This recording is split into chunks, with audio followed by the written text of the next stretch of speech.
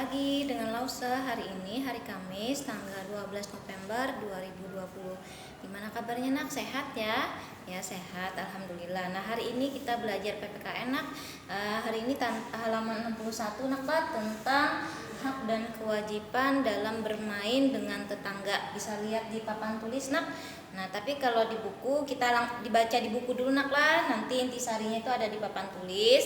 Coba lihat bukunya halaman 61. Ya di sana ya. Apakah kamu akrab dengan tetanggamu? Salah satu cara agar kamu dapat akrab dengan tetanggamu adalah dengan bermain di rumah tetangga. Kamu juga dapat mengajak tetanggamu bermain di rumahmu.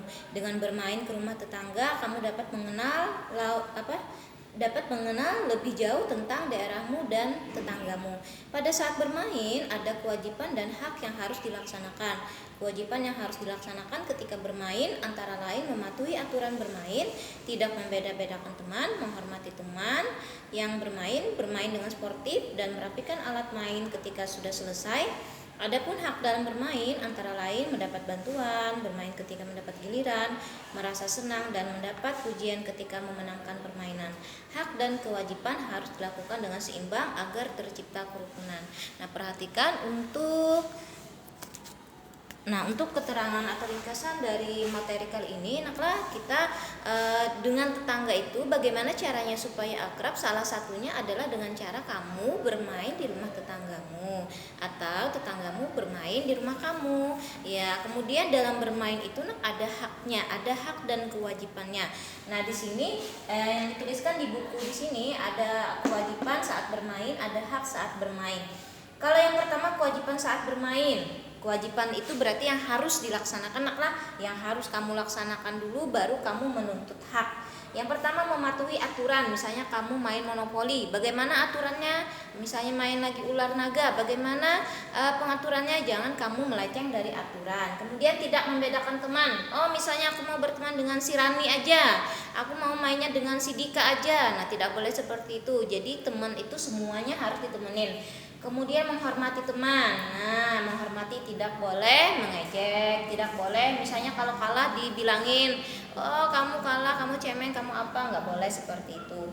Kemudian sportif. Nah, sportif ini tidak boleh curang. Kalau kalah misalnya kalau kalah berlapang dada, tidak marah. Kalau menang tidak boleh sombong. Ya, sportif berarti tidak boleh curang ya. Kemudian merapikan ketika selesai. Merapikan apa nak? Merapikan alat bermain, misalnya kayak monopoli, berarti disatukan lagi, dikumpulkan, diikat, disimpan di lemari. Itu supaya tidak membuat alat bermainnya menjadi hilang. Kemudian hak saat bermain mendapat bantuan.